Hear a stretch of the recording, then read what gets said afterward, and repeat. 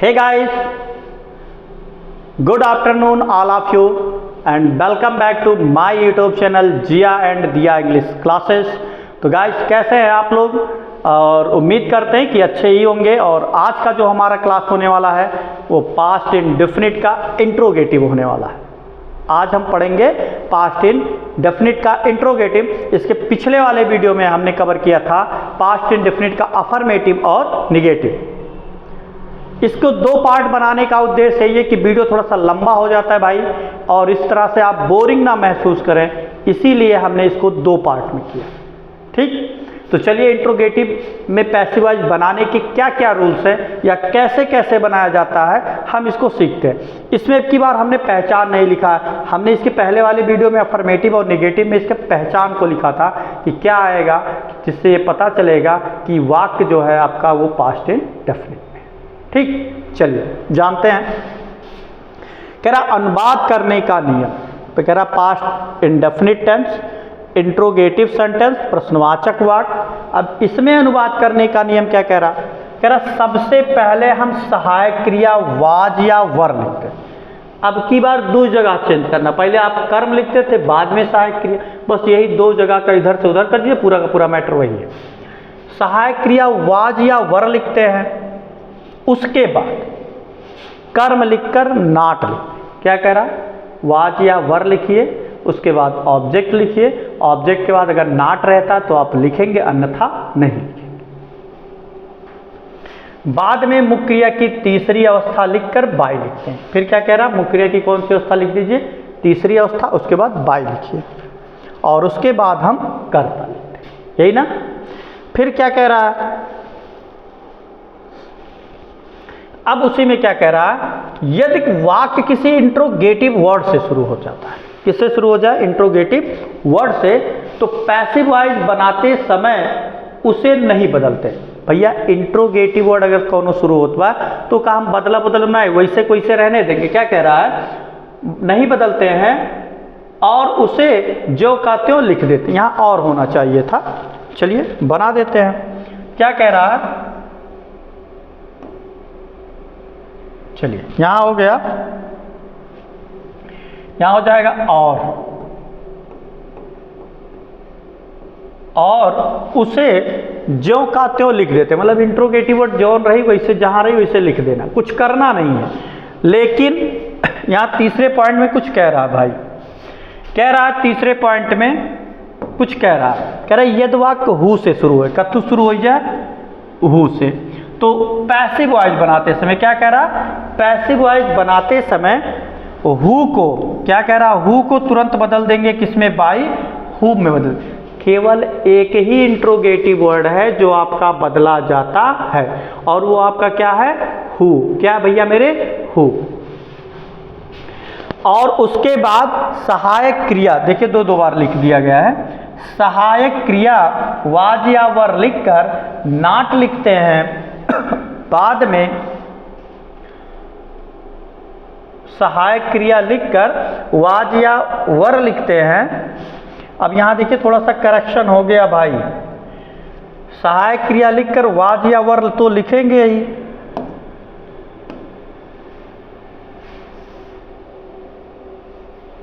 अब देखिए यहां थोड़ा सा कंफ्यूजन। अब कंफ्यूजन क्या है ये दूर कर लेते हैं। क्या कह रहा है, चलो यहीं से मिटा देते हैं। ठीक, थोड़ा सा कंफ्यूज कर रहा है। क्या कह रहा है, सहायक बाई हूं में बदल देते, और उसके बाद सहायक क्रिया क्या हो जाएगा, सहायक क्रिया, सहायक क्रिया वाज या वर लिखकर, क्या है, वर लिखकर, वाज या वर लिखकर कर्म लिखते हैं। क्या लिख देंगे, कर्म लिखते हैं। ठीक, बाद में क्या कह रहा है, कर्म लिखते हैं, बाद में नाट लिखकर बाद में नॉट लिखकर अब यही जोड़ देते हैं।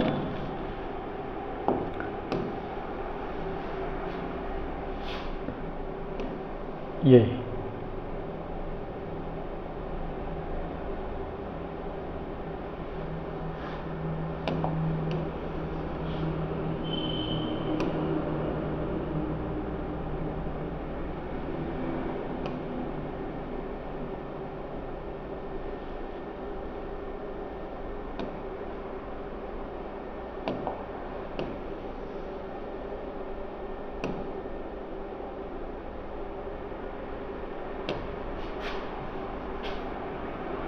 यहाँ हो जाएगा आपका नॉट लिखकर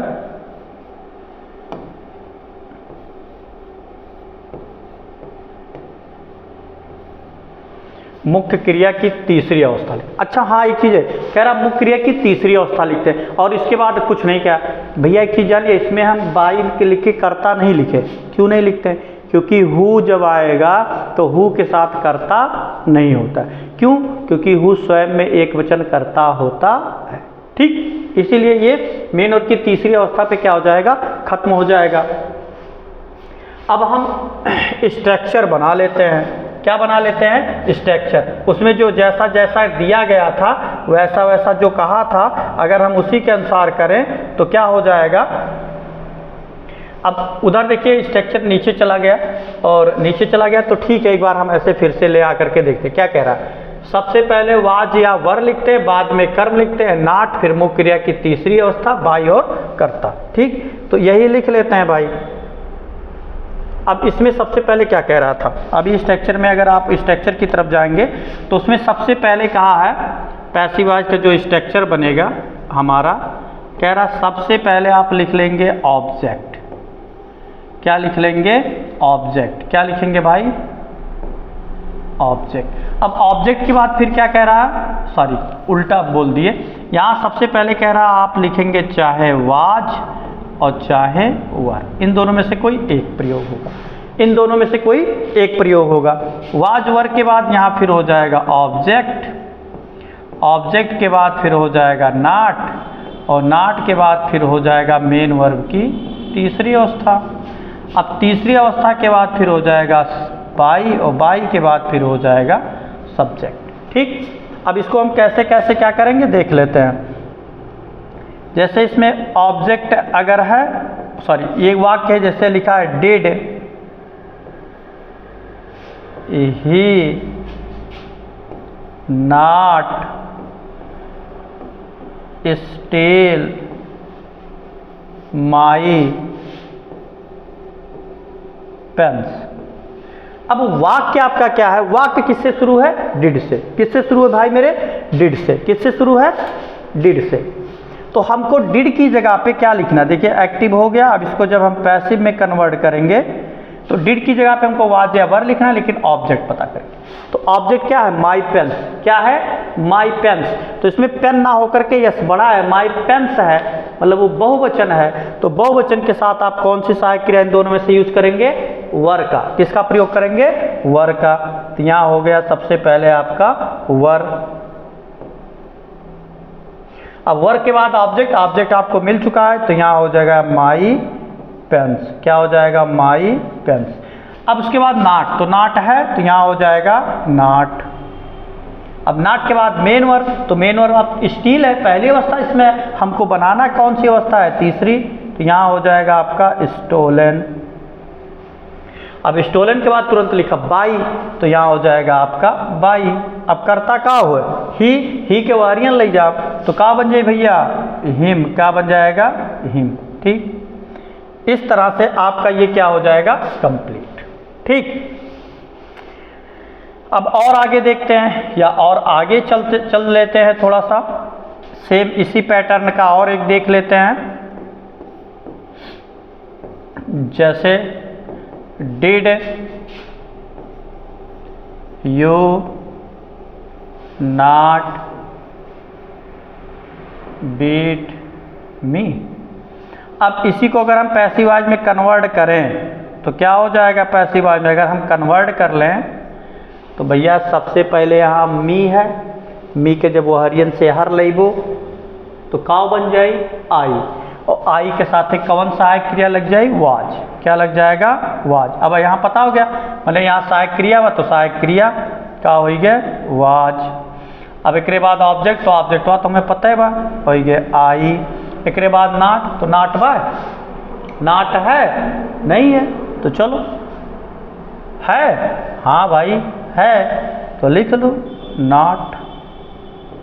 नॉट के बाद मेन वर्ब बीट, और बीट की तीसरी अवस्था का हो जाए बीटन। का हो जाए बीटन। अब यहाँ हो जाएगा आपका बाई, यू है तो यू को हम रिप्लेस करेंगे किसमें, यू में। क्लियर। जैसे हो गया was I not beaten by you. ठीक। अब और आगे चलते हैं, और आगे में हमारा क्या है,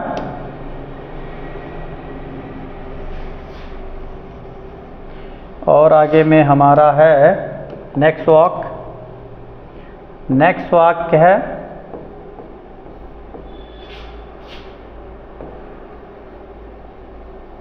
वाई डिड सी नॉट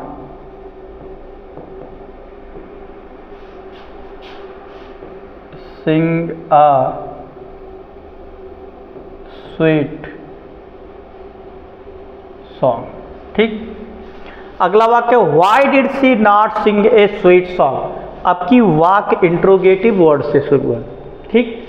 तो कुछ नहीं करना भाई, इसी में इंट्रोगेटिव वर्ड को आगे बढ़ा देना। क्या कर देना, इंट्रोगेटिव वर्ड को आगे बढ़ा देना। बस वैसे जैसे है वैसे कर डालो, जैसे कह रहा। अब सबसे पहले आप लिखोगे इसमें इंट्रोगेटिव वर्ड। क्या लिखोगे, इंट्रोगेटिव वर्ड। तो अब इंट्रोगेटिव वर्ड आपका क्या है, व्हाई। क्या है, व्हाई है। तो यहाँ हो गया व्हाई, मतलब ये बदलेगा नहीं, खाली हु बदलेगा। फिर शेषकार पहले की तरह आ गया। अब डिड है तो डिड की जगह पे आपको लिखना वाज या वर। ऑब्जेक्ट पता कर लो, ऑब्जेक्ट क्या है, ए स्वीट सॉन्ग। ये ऑटोमेटिक एक वचन, तो यहाँ क्या हो जाएगा वाज। वाज के बाद हो जाएगा ए स्वीट सॉन्ग। अब लिखना है क्या, नॉट। अगर है तो लिख दो, नॉट है तो लिख दो भाई मेरे। नॉट के बाद मेन वर्ब सिंग। सिंग की दूसरी अवस्था क्या होगी, संग। क्या हो जाएगा, संग। तो यहाँ हो जाए संग, और संग के बाद यहाँ हो जाएगा बाई, और बाई के बाद सी है, और सी को आप रिप्लेस करोगे किसमें, हर में। ठीक। और आगे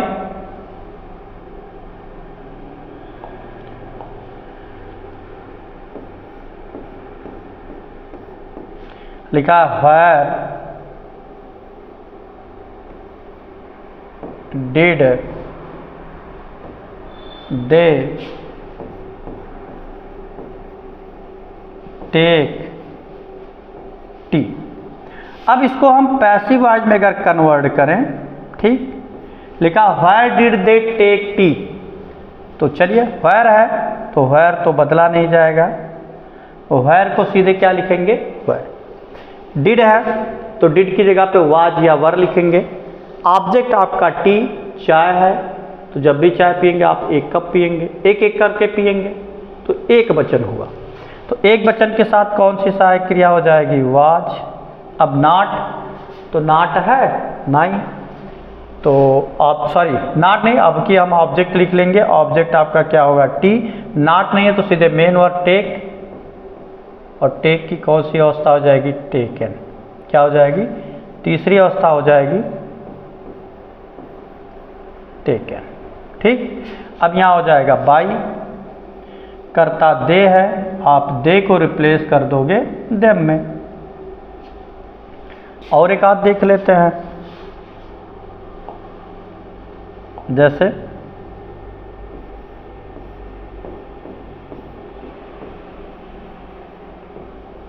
when did he cheat you। कह रहा when did he cheat you. अब अगर इसको हम पैसिव वॉइस में कन्वर्ट करें, किस में कन्वर्ट करेंगे, पैसिव वॉइस में। व्हेन है तो व्हेन तो बदला नहीं जाएगा, व्हेन होगा। डिड की जगह पे आपको लिखना is am, sorry is am are नहीं लिखना है, बल्कि वाज और वर। तो हम ऑब्जेक्ट पता करेंगे। ऑब्जेक्ट आपका क्या है, यू। यू कौन सा वचन, बहुवचन। कौन सा वचन, बहुवचन। और बहुवचन के साथ कौन सी सहायक क्रिया, वर। यहाँ कर्ता लिखा है तो कर्म हमको लिखेंगे, कर्म हमारा हो गया यू। इसके बाद सीधे नाट है, नाट नहीं है, मेन वर्ब है, तो आप भी सीधे मेन वर्ब लिखेंगे। चीट, ईडी जुड़ जाएगा चीटेड, यहाँ हो जाएगा बाई। कर्ता ही है, ही को उधर लेके गए तो क्या हो जाएगा, हिम। तो ये तो इंट्रोगेटिव वर्ड बीच में आ जाएगा, तब कैसे रहेगा, ठीक है, ये हमने बता दिया आपको। अब इसमें हम सीखेंगे यूज ऑफ हु। क्या सीखेंगे, यूज ऑफ हु, कि इसमें जब हु आ जाएगा तब हम कैसे बनाएंगे इसका पैसिव वॉइस। अब इसमें आपका हो जाएगा यूज ऑफ हु। अब यूज ऑफ हु को हम कैसे बनाएंगे भाई, थोड़ा सा जानने का प्रयास करेंगे। और कैसे कैसे है, क्या नहीं है, इसका स्ट्रक्चर एक ही तरह रहेगा। इसका जो स्ट्रक्चर बनेगा, हु को हमने कहा सबसे पहले अगर इसका पैसिव वॉइस बन रहा है, सॉरी बना, जो इसका पैसिव वॉइस का स्ट्रक्चर बनेगा, हु को यहीं पे तुरंत हम रिप्लेस करेंगे किसमें, बाई हुम। किसमें रिप्लेस कर देंगे, बाई हुम। अब बाई हुम के बाद तुरंत हम कौन सी सहायक क्रिया का प्रयोग कर लेंगे, वाज या वर। अब इसके बाद फिर यहाँ क्या लिखा देंगे, ऑब्जेक्ट। और ऑब्जेक्ट के बाद तुरंत यहाँ हो जाएगा नॉट, और नॉट के बाद तुरंत हो जाएगा मेन वर्ब की तीसरी अवस्था। अब इसमें तीसरी अवस्था पे खत्म हो जाएगा। क्यों खत्म हो जाएगा, हमने अभी पहले बताया कि हु के साथ सब्जेक्ट नहीं आता, और हु स्वयं में एक वचन करता होता है, इसीलिए हु को यहीं शुरुआत में ही बदल दिया जाता है बाई हुम में। जैसे हमारा वाक्य जो होगा पहला, वो क्या हो सकता है, जैसे चलिए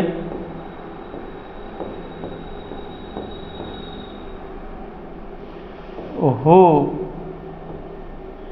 कॉल्ड देम। यही है, इसका पैसिव वॉइस हमको बनाना है। थोड़ा सा जानेंगे, फिर अभी बैक में चलेंगे, क्यों कंफ्यूज होंगे। आप कहेंगे सर जी यहाँ हु के बाद तुरंत एक कॉल्ड लिख दिया गया, दूसरी अवस्था। हाँ भैया, जब यूज ऑफ हु होता है पास्ट इंडेफिनिट में तो एकदम वो अफर्मेटिव की तरह ट्रांसलेट होता है। हु के तुरंत बाद लिखा जाता है मेन वर्ब की दूसरी अवस्था।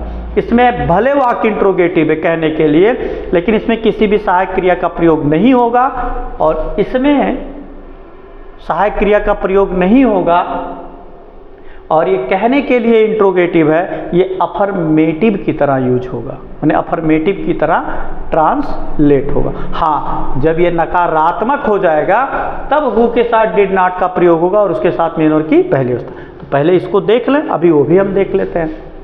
जैसे लिखा हु कॉल्ड देम, तो हु को तुरंत यहीं पे किस में रिप्लेस कर दोगे आप, बाई हुम में। अब बाई हुम के तुरंत बाद फिर क्या लिखना है, सहायक क्रिया लिखना है। तो ऑब्जेक्ट ढूंढेंगे, ऑब्जेक्ट क्या है, देम। तो देम को इधर लेके आओगे तो क्या बन जाएगा, दे, और दे बहुवचन, और बहुवचन के साथ कौन सी सहायक क्रिया, वर। ऑब्जेक्ट आपका क्या है, दे। देखो यही तो है, बाई होम सहायक क्रिया, तो ऑब्जेक्ट पता करिए दे, दे के साथ कौन सी सहायक क्रिया, वर। अब उसके बाद नॉट, तो नॉट नहीं है तो सीधे मेन वर्ब। कॉल्ड है तो कॉल्ड की तीसरी अवस्था भी होती है कॉल्ड, तो यहीं पे ये क्या हो जाएगा, खत्म।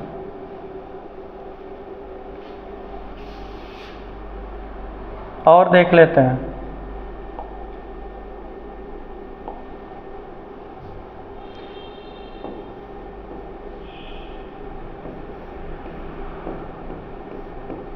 क्वेश्चन फिर है, हु ड्रैंक द मिल्क। कह रहा हो हु ड्रैंक द मिल्क, तो बदल दो, क्या दिक्कत है आपको। जो रूल बताया गया उसी को इधर उधर मत जाइए, उसी रूल के अकॉर्डिंग बदल दीजिए। तो यहाँ हु को आप तुरंत बदल दीजिए किसमें, बाई होम में। किसमें बदल दोगे? By home. अब बाई होम के तुरंत बाद क्या लिखेंगे? सहायक क्रिया। यही तो बाई होम के बाद सहायक क्रिया। तो ऑब्जेक्ट पता कर लो। ऑब्जेक्ट क्या है? मिल्क, दूध।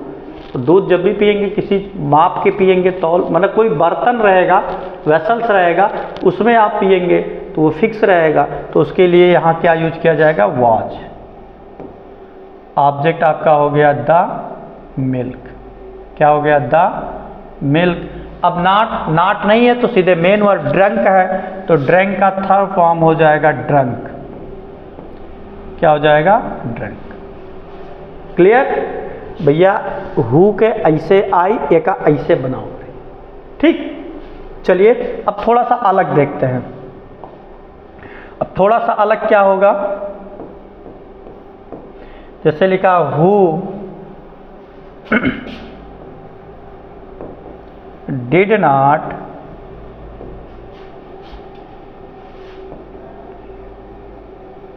कर्स मी।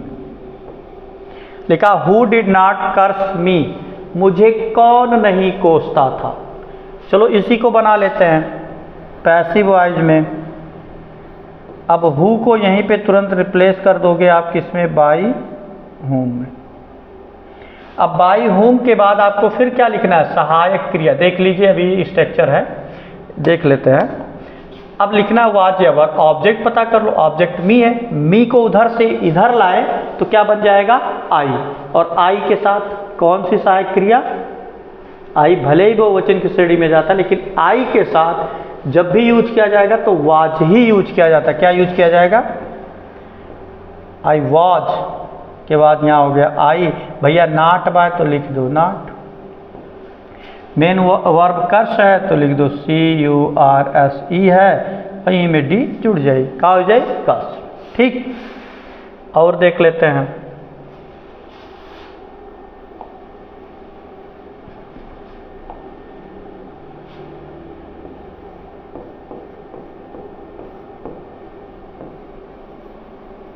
Who did not